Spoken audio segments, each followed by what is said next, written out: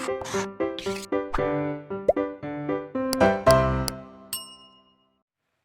प्यारे बच्चों, blueprint digital में मैं आपका स्वागत करता हूं। मेरा नाम है वसीम चौहान और बेटा मैं हूं आपका विज्ञान का टीचर। मैं क्लास 10th का साइंस आपको पढ़ा रहा हूं। और बेटा साइंस में हमने भौतिक विज्ञान प्रारंभ किया था लास्ट क्लास में, और हमने चैप्टर स्टार्ट किया था विद्युत। और बेटा भाग 1 हम पूरा कर चुके हैं। भाग 1 में हमने जो टॉपिक कवर किए हैं बेटा, वो टॉपिक हैं विद्युत आवेश, विद्युत धारा और विद्युत विभव और विभवांतर।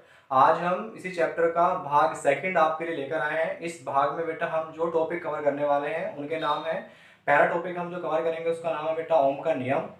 फिर सेकंड टॉपिक जो रहेगा उसको प्रतिरोध कहते हैं। और लास्ट टॉपिक इस भाग का जो है बेटा उसका नाम है वैद्युत प्रतिरोधकता। आपको अपना रजिस्टर और पेन साथ में लेकर बैठना है, चीज़ों को फोकस के साथ बेटा नोट करते जाना है, और टाइम टाइम पे आपको वीडियो को पॉज भी करना है। तो बेटा आइए शुरू करते हैं भाग 2। बेटा पहला टॉपिक जो रहेगा उसको बोलते हैं ओम का नियम। तो बेटा हेडिंग लिखिए ओम का नियम। इंग्लिश में कहा जाता है इसको ओम्स लॉ। तो ओम का नियम क्या है? लास्ट क्लास में हमने देखा था विभवांतर के बारे में।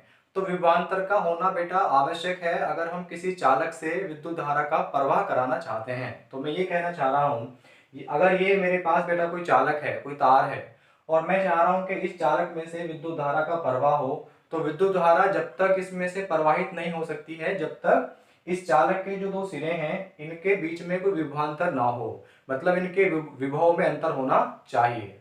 तो ओम का नियम का जो कथन है बेटा वो ये है कि किसी चालक से बहने वाली विद्युत धारा उस चालक के दोनों सिरों के विभवांतर के अनुक्रमानुपाती होती है, यदि जो चालक है उसकी जो भौतिक अवस्थाएं हैं उनमें कोई परिवर्तन ना किया जाए।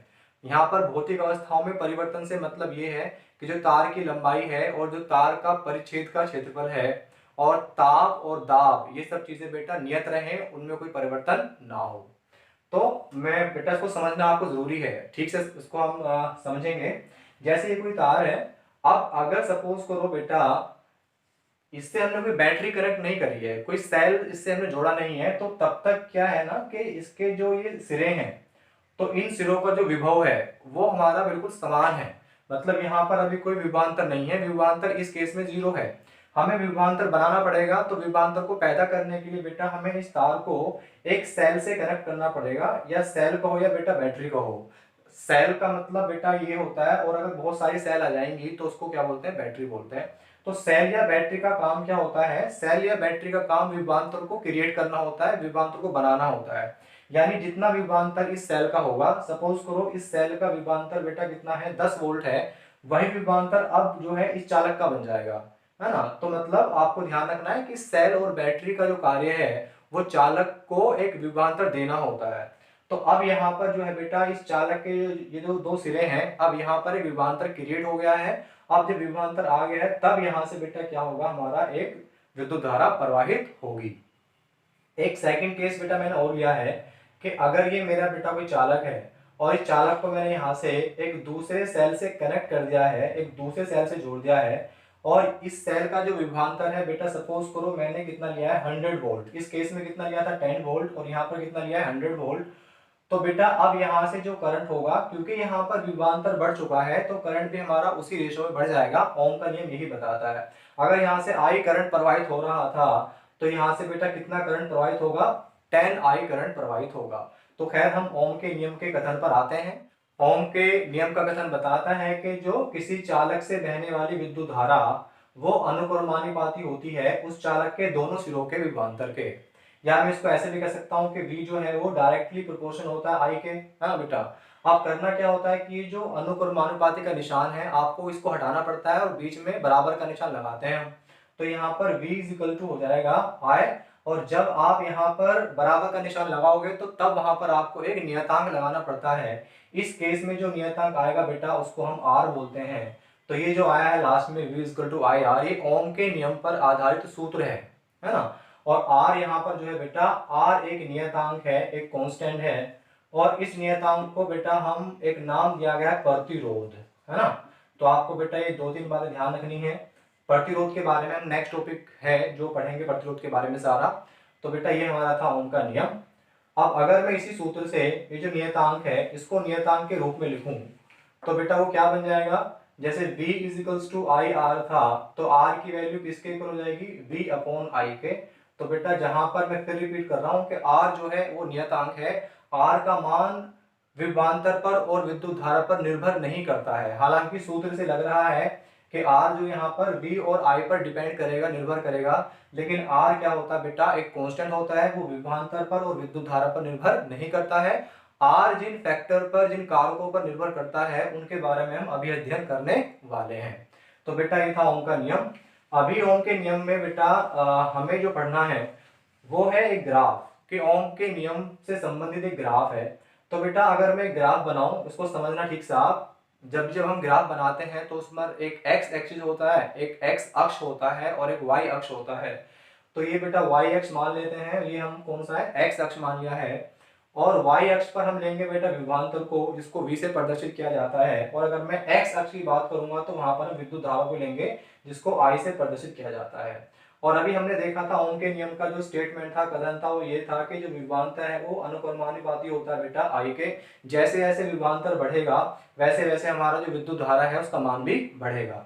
ये जो बिंदु होता है इसको बेटा मूल बिंदु कहते हैं। अब यहाँ पर क्या है कि अगर विभवांतर शून्य है तो विद्युत धारा का मान भी शून्य है। जैसे जैसे हमने बेटा क्या बढ़ाया, विभवांतर को बढ़ाया, सपोज को इस केस में यहाँ पर विभवांतर जो है बेटा वो 1.5 है, तो मानो कि इतने विभवांतर पर जो हमारा विद्युत धारा का मान है वो इतना है, इसकी वैल्यू 0.5 मान ली हमने, है ना बेटा। हमने विभवांतर और बढ़ाया और विभवांतर यहाँ पर कितना हो गया, 3 हो गया, 3 वोल्ट हो गया है। और इतने विभवांतर पर जो हमारा बेटा विद्युत धारा है वो हमने माना 1 हो गई है। हमने बेटा इसको और बढ़ाया और ये कितना हो गया, मान लेते हैं 4.5। और यहाँ पर जो विद्युत धारा है बेटा वो हमारा हो गया है 1.5। तो अल्टीमेटली मैं ये कहना चाह रहा हूँ कि जैसे जैसे हम विभवांतर को बढ़ा रहे हैं या विभवांतर जिस अनुपात में बढ़ रहा है, हमारा विद्युत धारा जो है वो भी उसी अनुपात में बढ़ रही है। और यहाँ से हमें एक ग्राफ प्राप्त होता है जो कि एक सीधी रेखा होती है, सरल रेखा होती है, जो मूल बिंदु से पास होती है। ये जो रेखा प्राप्त हुई है बेटा, ये किसको प्रदर्शित करती है, ये रेखा प्रदर्शित करती है हमारा प्रतिरोध को, जो हमने अभी पढ़ा था, जो कि क्या होता है, नियतांक होता है, आर से इसको प्रदर्शित किया था। मतलब बात समझो कि अगर मैं इस लाइन, ये जो चीजें हमने प्राप्त हुई थी हमें, तो अगर इनका रेशियो हम देखेंगे 1.5 अपॉन 1.5 अपॉन 0.5, इस केस में क्या था 3 अपॉन 1। तो बेटा यहाँ पर हमें जो वैल्यू आएगी वो एक नियत मिलने वाली है, कांस्टेंट मिलने वाली है। जैसे यहाँ पर 1.5 अपॉन 0.5 कितना है बेटा, 3 प्राप्त हुआ है। यहाँ भी 3 अपॉन 1 में देखूँ तो कितना आएगा, 3 ही आएगा। और अगर मैं इस लाइन को फिर यहाँ से मिला दूंगा और ये जो वैल्यू मुझे मिलने वाली है ये 4.5 और अपॉन में कितना बेटा 1.5, इसको भी काटोगे तो क्या मिलने वाला है, 3 मिलने वाला है। हर एक केस में हमें बेटा एक कांस्टेंट, एक नियतांक मान मिल रहा है। इसका मतलब ये प्रूफ होता है कि ये जो लाइन है, ये जो प्रदर्शित करती है प्रतिरोध को, और उसका मान क्या होता है बेटा, एक नियत होता है, कांस्टेंट होता है, बदलता नहीं है। खैर ओम के नियम का जो ग्राफ है वो V और I के बीच में मतलब बनाया जाता है। V यहाँ पर विभवांतर है, I यहाँ पर विद्युत धारा है, और वो हमें एक सरल रेखा, सीधी रेखा प्राप्त होती है। और ये सरल रेखा बेटा प्रदर्शित करती है किसको, प्रतिरोध को प्रदर्शित करती है। तो बेटा ये था हमारा ओम का नियम, आप इसको नोट करो। हम नेक्स्ट टॉपिक जो करेंगे उसको बोलते हैं बेटा प्रतिरोध। बेटा सेकंड टॉपिक जो आज का है उसको बोलते हैं प्रतिरोध। तो आप हेडिंग लिखिए प्लीज, प्रतिरोध। प्रतिरोध को बेटा इंग्लिश में रेजिस्टेंस कहा जाता है और इसको प्रदर्शित करते हैं आर से। हमने अभी देखा था कि प्रतिरोध हमारा ओम के नियम में इसका प्रयोग हुआ था। खैर प्रतिरोध को समझो, प्रतिरोध है क्या। जो चालक होता है, चालक का एक ऐसा गुण होता है जो विद्युत धारा के प्रवाह का विरोध करता है। अगर सपोज करो मेरे हाथ में ये मार्कर है, इसको हम चालक मान लेते हैं, और इसमें से कोई विद्युत धारा का प्रवाह हो रहा है, तो इसी चालक का एक ऐसा गुण भी होगा जो इस विद्युत धारा के प्रवाह को रोकेगा, उसके मतलब विद्युत धारा के प्रवाह का विरोध करता है। तो चालक का वह गुण जिसके कारण वह विद्युत धारा के प्रवाह का विरोध करता है बेटा, वह गुण कहलाता है प्रतिरोध। इंग्लिश में इसको रेजिस्टेंस कहते हैं। और बेटा इसका मात्रक आप ध्यान रखना, इसका मात्रक जो है वो ओम होता है, ओम होता है। और ओम को भी प्रदर्शित किया जाता है एक चिन्ह से, एक निशान से, और वो चिन्ह बेटा ऐसे बनता है, इस चिन्ह का अपना नाम है, इसको ओमेगा कहा जाता है ना। तो ओमेगा से हम प्रदर्शित करते हैं बेटा किसको, प्रतिरोध के मात्रक को, जिसका नाम होता है ओम। अब प्रतिरोध के कुछ छोटे मात्रक भी हो सकते हैं, जैसे वहां पर अगर लिखा आया है माइक्रो ओम, तो बेटा माइक्रो ओम का मतलब क्या है। तो अगर वहां पे लिखा है माइक्रो ओम और कोई पूछे आपसे कि 1 माइक्रो ओम का मान क्या होगा, तो 1 माइक्रो ओम की वैल्यू होती है 10⁻⁻6 ओम। इसी तरीके से एक बड़ा मात्रक भी आ सकता है, जैसे पूछे कि 1 मेगा ओम का मान किसके बराबर होगा, तो 1 मेगा ओम बेटा 10⁻6 ओम के बराबर होता है। तो ये हमने पढ़ा प्रतिरोध के बारे में। अभी हम पढ़ने वाले हैं जो प्रतिरोध है वो किन किन कारकों पर निर्भर करता है। पहला कारक जो बेटा है, पहला कारक उसको बोलते हैं तार की लंबाई। तो तार की जो लंबाई होती है ना, तो तार की लंबाई जो है वो तार के प्रतिरोध को प्रभावित करती है। कैसे प्रभावित करती है कि एक तार हमारे पास इतना है और एक तार बेटा हमारे पास इतना लंबा है। अब आपको साफ दिख रहा है कि तार छोटा है, मतलब इसकी लंबाई कम है, और इसकी लंबाई ज्यादा है, इसकी लंबाई अधिक है। तो बेटा मैं ये कहना चाह रहा हूँ कि तार जितना छोटा होगा, तार की लंबाई जितनी कम होगी, उसका प्रतिरोध उतना कम होगा, और तार की लंबाई जितनी अधिक होगी, तार जितना लंबा होगा, उसका प्रतिरोध उतना ही अधिक होगा। मतलब तो ये हुआ कि तार की लंबाई पर प्रभाव, जो तार का प्रतिरोध है, कैसे निर्भर करता है कि तार का प्रतिरोध जो है बेटा अनुक्रमानुपाती होता है तार की लंबाई के। जितना लंबा तार उतना ही ज्यादा, उतना ही अधिक उसका प्रतिरोध, और जितना तार छोटा, तार की लंबाई जितनी कम, उसका ही उतना ही कम उसका बेटा क्या होता है, प्रतिरोध होता है। सेकंड फैक्टर जो है, सेकंड फैक्टर या दूसरा कारक जो तार के प्रतिरोध को प्रभावित करता है बेटा, उसको बोलते हैं तार का परिच्छेद का क्षेत्रफल।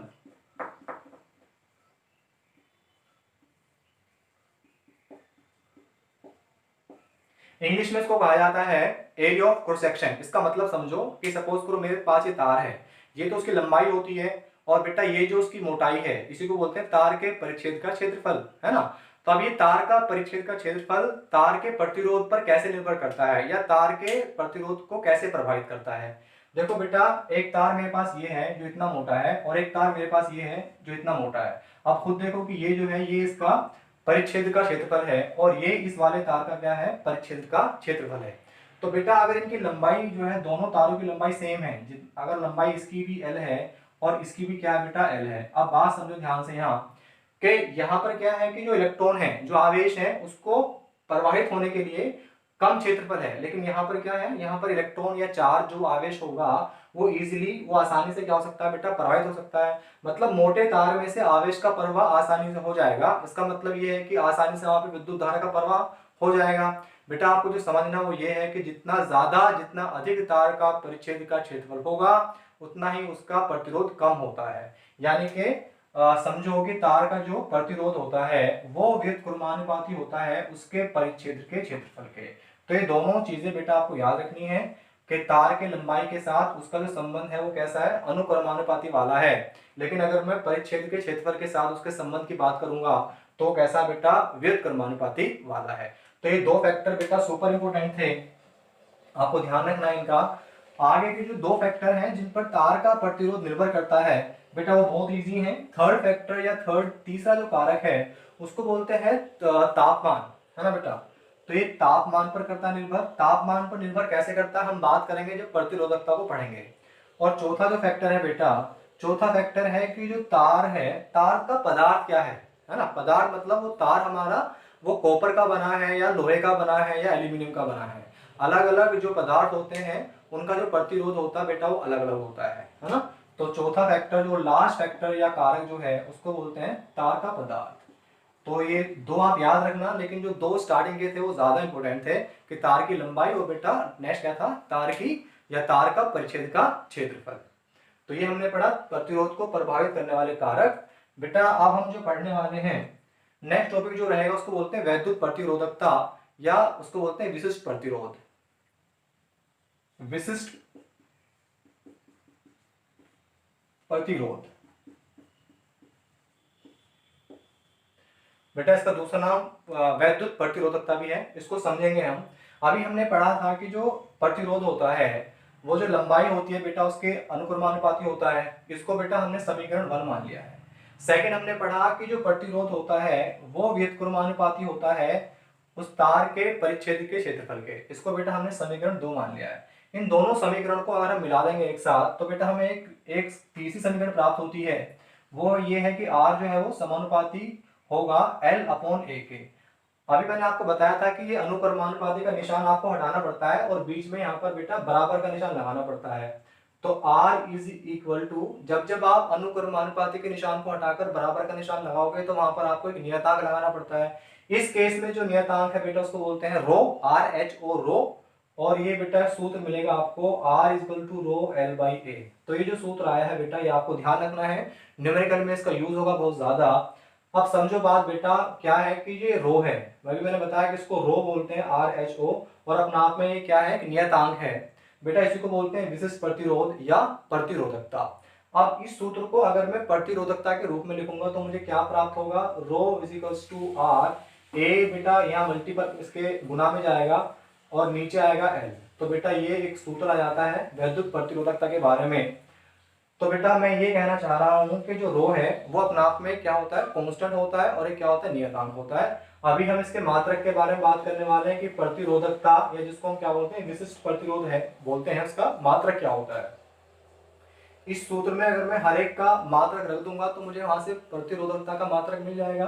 तो मात्रक देखो ध्यान से बेटा, आर का मात्रक होता है ओम, आर का मात्रक बेटा हमें ओम होता है, और एरिया का मात्रक होता है मीटर स्क्वायर, और लंबाई का बेटा होता है मीटर।